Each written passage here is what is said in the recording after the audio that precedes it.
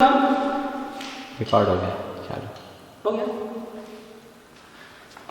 तो ये degree major को अब रेडियन में convert, degree measure radian measure में था, डिग्री मेजर में तो आ गया, लेकिन ये फ्रैक्शन में आया है। अब इस फ्रैक्शन को तो एलिमिनेट करना पड़ेगा हमेशा।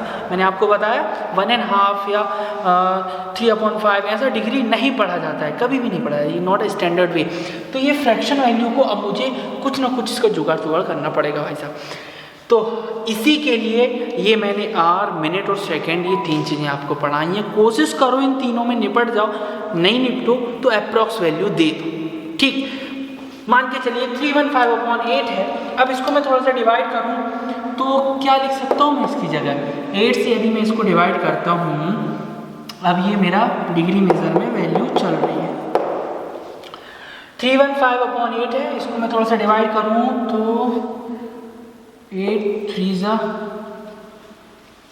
24, 6 1 7 5 8 9 जा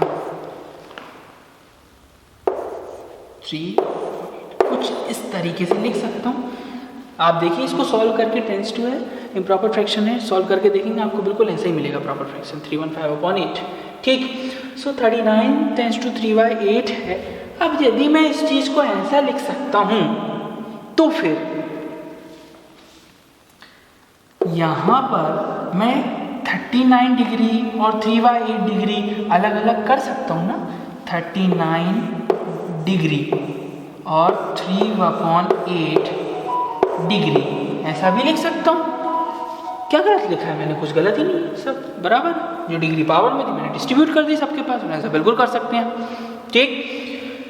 अब यदि ये जो ऐसा लिखा है तो मेरे पास ये जो सिस्टम है ना, ये तो सही आ गया भैया, डिग्री बिल्कुल चलती है, इतना हमेशा इंटीजर वैल्यू चलेगी डिग्री के लिए, है ना। एक हिसाब से नेचुरल चलता है, माइनस में भी चलता है, लेकिन ये चलेगा मेरे लिए एक हिसाब से इंटीजर वैल्यू। लेकिन 3/8 जो है, अब ये 3/8 तो फिर से वही कहानी कहीं ना कहीं रिपीट हो गई, फ्रैक्शन वाली। ये देखो फ्रैक्शन आया था, ये फिर से फ्रैक्शन आ गया, तो फिर एलिमिनेट करो। अब ये जो 3/8 जो है, इसको कैसे एलिमिनेट करेंगे? दिक्कत तो यहाँ आ गई। यहाँ तो मैंने डिवाइड करके कर लिया था एलिमिनेट, यहाँ तो कुछ भी नहीं है। तो इसी के लिए हमने एक चीज़ पढ़ी है, जरा एक बार ध्यान से देखिएगा मैं क्या करने जा रहा हूँ। 39 डिग्री है, सो इसको मैं 39 डिग्री और 3/8 जो डिग्री है, इसको यदि मैं ऐसा लिख दूँ तो कुछ गलत कर रहा हूँ क्या? 3/8 × 60, लेकिन अब इसको मैं मिनट में लिख दिया हूँ कहीं ना कहीं।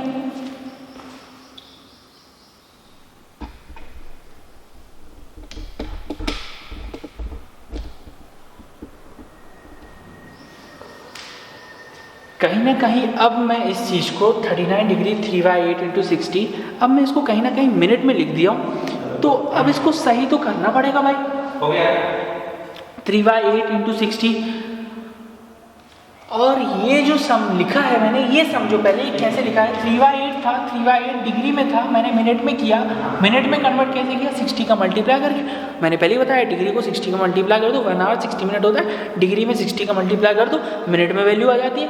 मैंने लिख दिया डिग्री में 60 का मल्टीप्लाई कर, और मिनट में वैल्यू आ गई, बिल्कुल सही है। बस अब फिर से सॉल्व करने बैठ जाते हैं। तो यहाँ पर मैं लिख सकता हूँ 39 डिग्री और थोड़ा सा कैलकुलेशन में काटा पीटा हो रहा है तो काट लो। 2 4 जा 3 जा 0, ठीक। 90/4 ये वैल्यू आई मिनट में। फिर से फ्रैक्शन वैल्यू फिर से सॉल्व करते हैं। तो इस चीज़ को 39 डिग्री और इसको थोड़ा सा मैं आगे सॉल्व करूँ तो 4 2 जा एंड 1/4 क्वेश्चन रिमाइंडर डिविडेंड, ये फॉर्म आपने पढ़ा होगा। तो इसमें लिख सकता हूँ ना मैं 10 टू वाला form, improper fraction 22 10 two 1/4 solve करेंगे, बिल्कुल यही आएगा। देखो फिर से वही कहानी आ रही है अब कहीं ना कहीं। अब ये पूरी वैल्यू मिनट की है, तो मैं ये मिनट इसको भी दे दूंगा, ये मिनट इसको भी दे दूंगा, और 22 मिनट को मैं इधर लिख देता हूँ। तो मैं कुछ गलत तो कर नहीं रहा हूँ। 39 डिग्री 22 मिनट अब 1/4 मिनट को अलग लिख देता हूँ। बात क्लियर?